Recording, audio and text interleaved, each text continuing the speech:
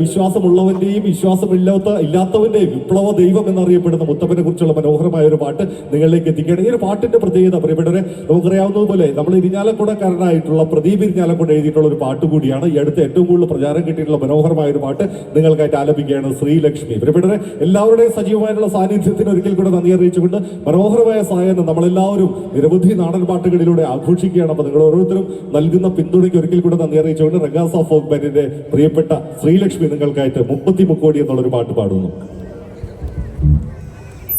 30 മുക്കോടി ദേവകൾക്കെന്നും മുത്തപ്പനെന്നും ഈശ്വരനല്ലേ, ഏഴരിൽ തോഴനായി വന്നുദിച്ചില്ലേ, പാലാഴിനാഥന്റെ അംശമങ്ങല്ലേ, പാർവതിക്ക് പ്രാണനായുള്ള മുത്തേ എന്നെ കൈവിടിയല്ലേ, സങ്കടങ്ങൾ ചൊല്ലിടാം തമ്പുരാനേ ഓ തെയ്യാറത്താര, പാർവതിക്ക് പ്രാണനായുള്ള